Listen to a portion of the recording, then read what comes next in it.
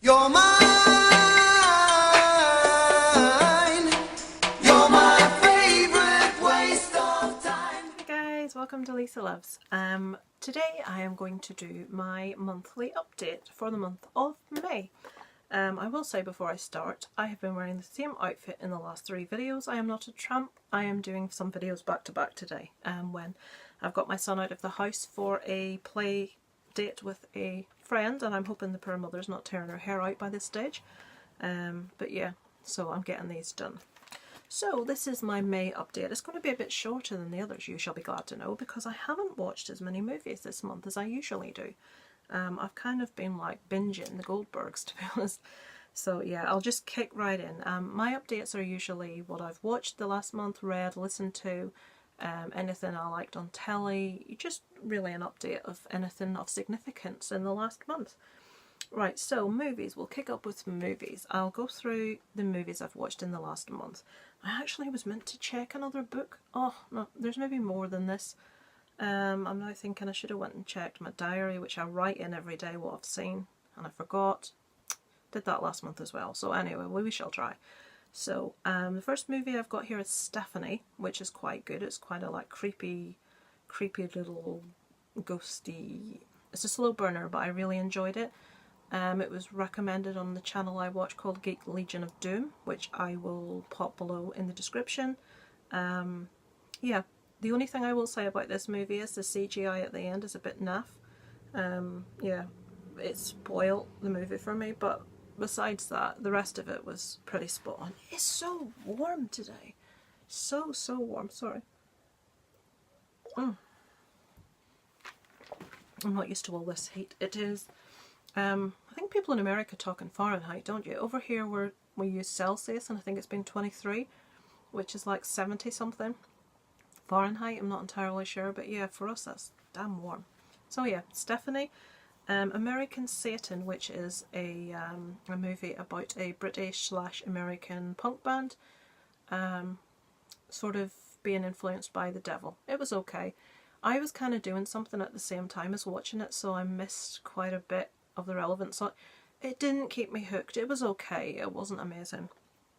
Dream Home. This is one I think that Jason from Horrific Nightmares and Joe the Horror Man discussed on their channel. It is an Asian movie. It's very gory. It is very good. It's right up my street. It's creepy. It's brutal.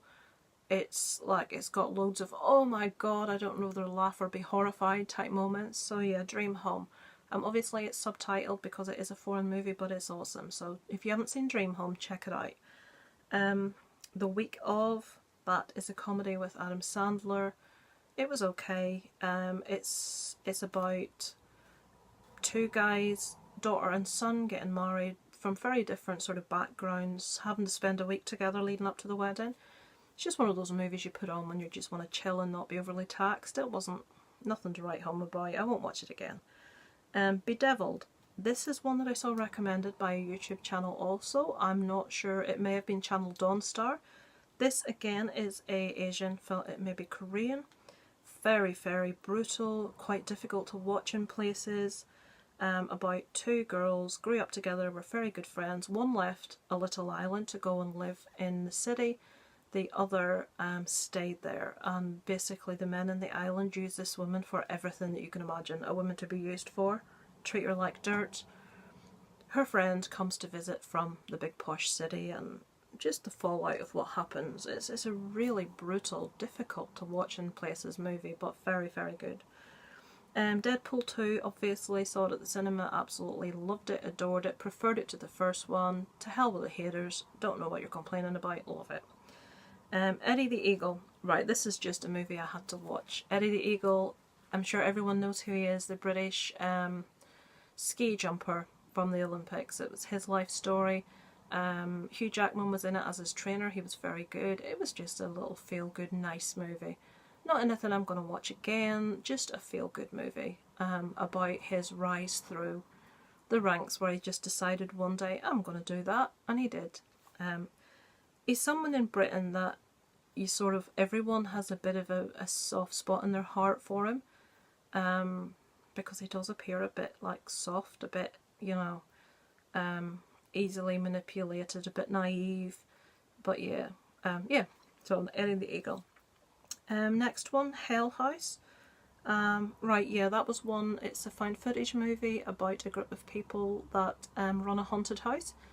I hadn't actually heard of this one, but it was on one of the horror forums. Someone, or it could have been a horror Facebook group, someone had asked, what is your favourite found footage movie? And a lot of people had mentioned this, Hell House LLC.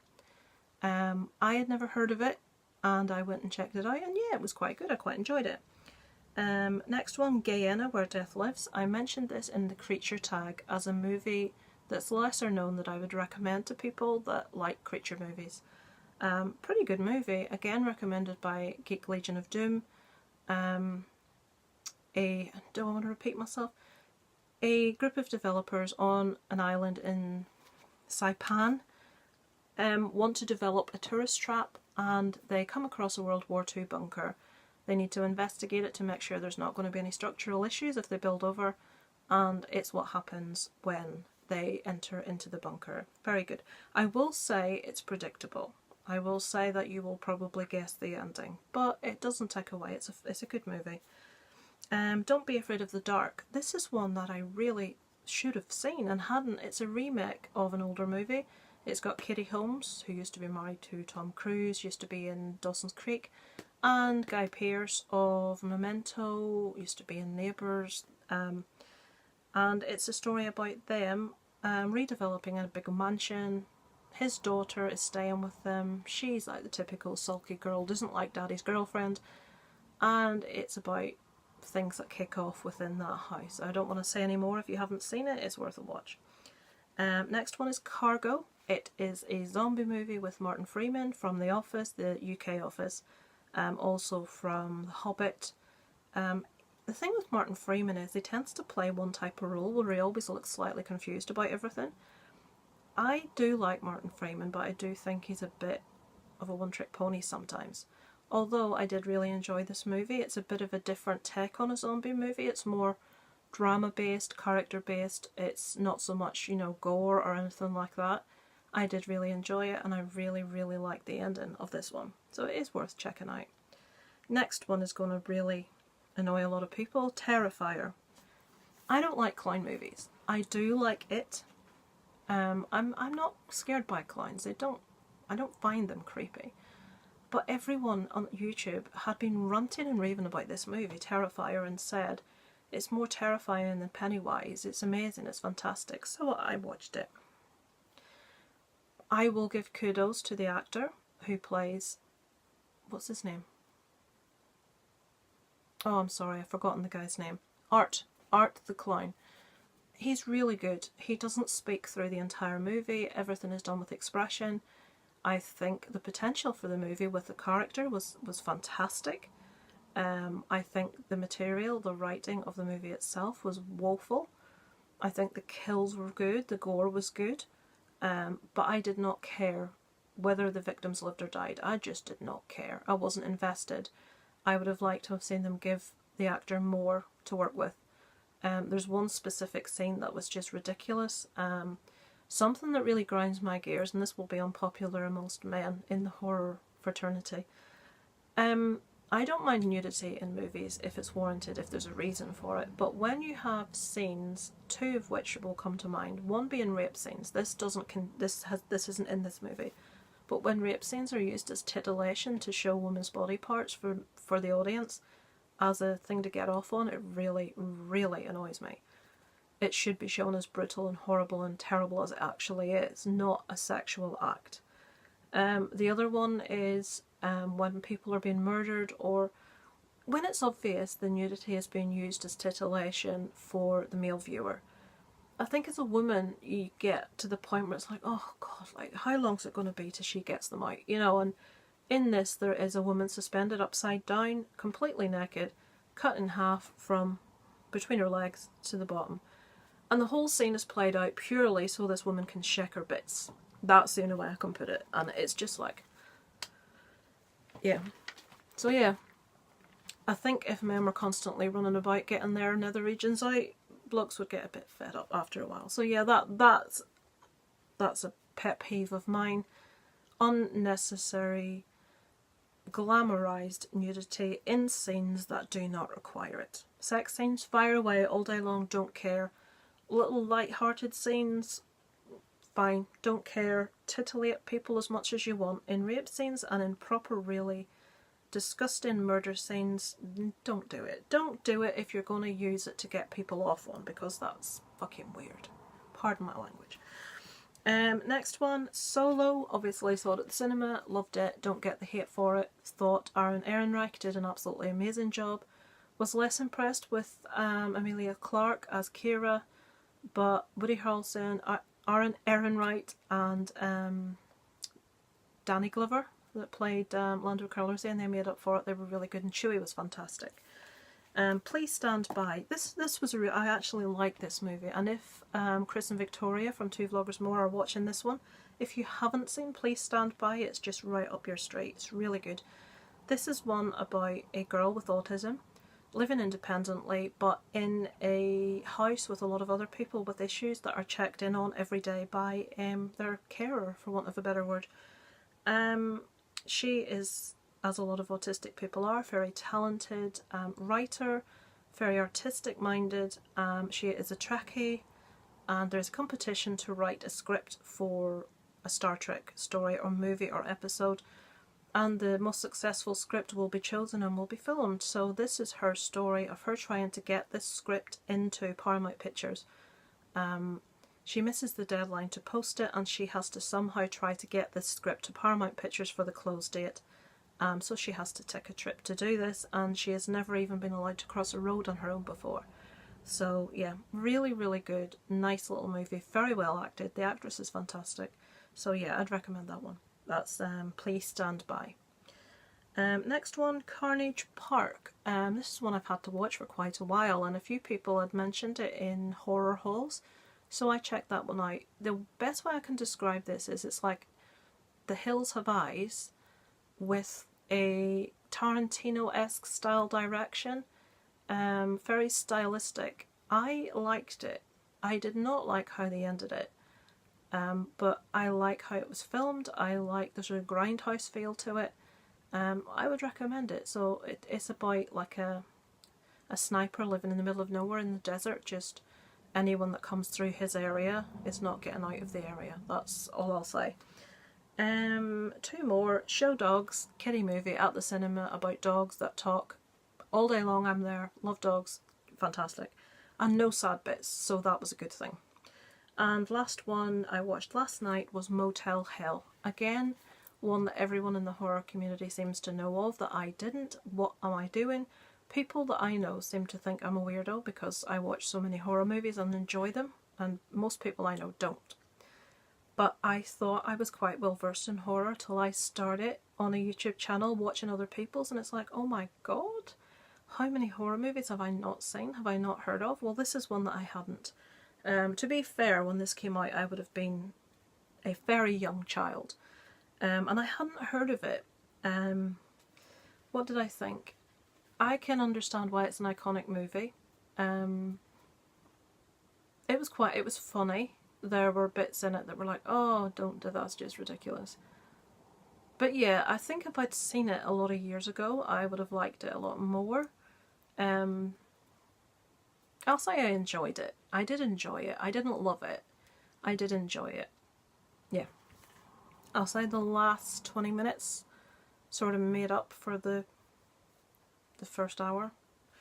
Was that it? Yeah, that was it for movies. There's probably more, guys, but I didn't think to look in my diary and sort of... I put movies I'm watching on Facebook as I'm watching so that it compiles a list and I can sort of pull them off at the end of the month as to what I've seen.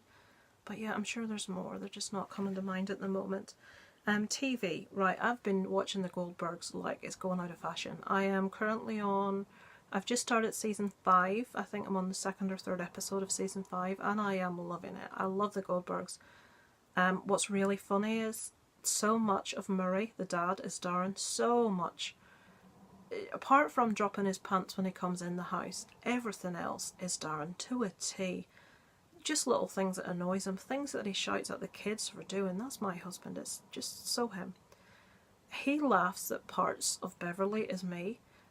I don't think it. I don't smother my child. I'm not like completely inappropriate like Beverly is on that, but there is an element of you hurt my baby, you deal with me sort of thing about me sometimes. So yeah, he does have a bit of a laugh about me being Beverly.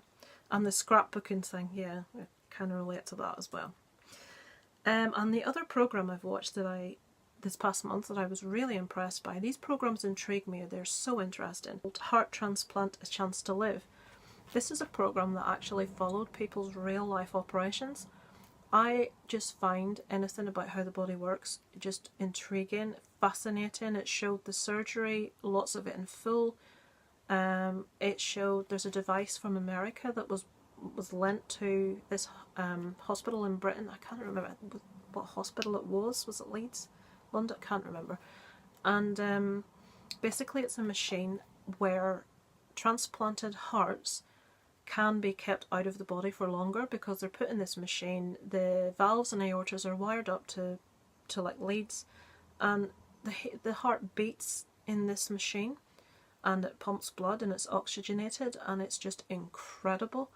It means that rather than a heart only being viable for a couple of hours after it's taken out of the donor, that it can be viable. It can be flown from one state to another. It's viable for several hours, well, more than several hours, quite a few hours, and it can be monitored constantly. Samples can be taken from tubes as to, deterioration rate and things like that.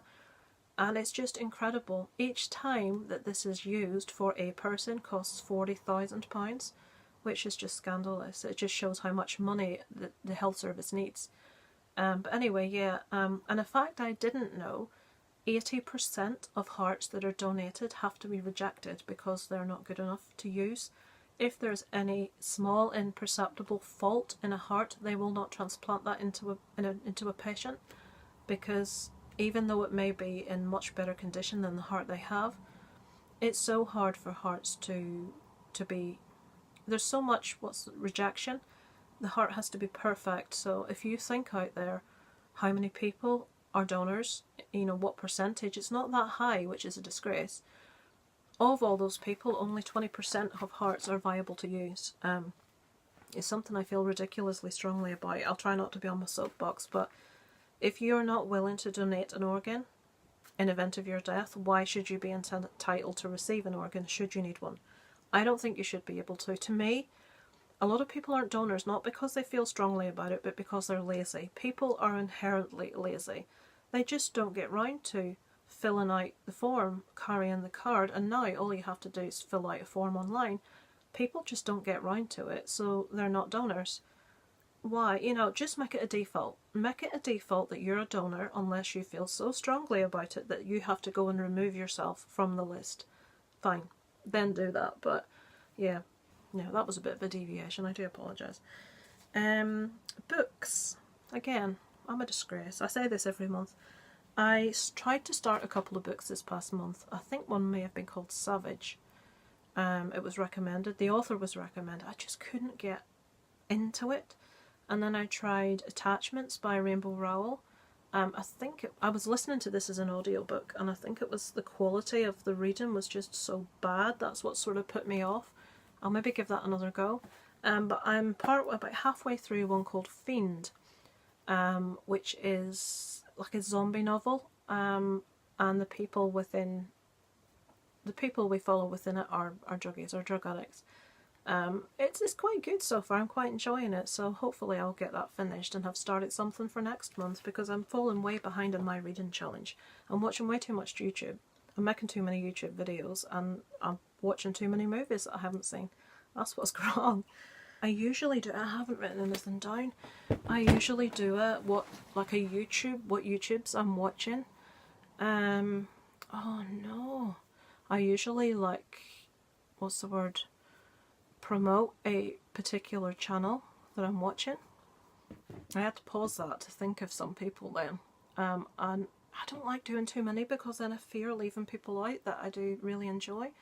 A few staples of mine that I do watch religiously every video, purely because I like the people so much that do the videos. In the horror community, people's videos I never miss are Horrific Nightmares JM, The Horror Man, The Last Shoegazer, The Horror Miser Monty G, Sean Ershin. I've recently started watching Movie Massacre, who I really enjoy. One I big time want to promote, doesn't really need promotion, but that I've recently started watching is a channel called Drewski McGillicuddy, a horror channel. I think is one of the admins on Killer Flicks on Facebook. He is hilarious, absolutely hilarious. He makes my husband laugh, and that is no mean feat. I've been really enjoying. He's doing like reviews of movies, like he did one top 5 remakes of older movies. I think it was 5, yeah. And he just does rants. He's just such a funny guy. I really recommend his channel, Drewski McGillicuddy. I will put it in the description below. Obviously, as always, Two Vloggers More, the channel that sort of was like top of my list. They're the people that made me want to do Facebook. Personal friends, lovely people. Going to Disney next year at the same time as us, so we'll hopefully meet for the first time, which will be awesome. Oh yes, my light box tells you how many days to Disney. It's too long. It's far too long. So yeah, those are the channels that I am watching at the moment. Apologies if I've left people out. There's just so many on my radar at the minute. It's so hard to get to watch them all. I try to watch the channels with people that are the most interactive, to be honest. The people that that will always comment back, the people that are friendly, yeah, they're the people that I tend to watch a lot of, so that will do me for this week. Yeah, I think that'll do me for updates for me. There's nothing else much has gone on. So before I go on another tangent, that'll do me for my favourites. Hope you enjoyed my little update. So it's over and out from Lisa Lives. You're mine.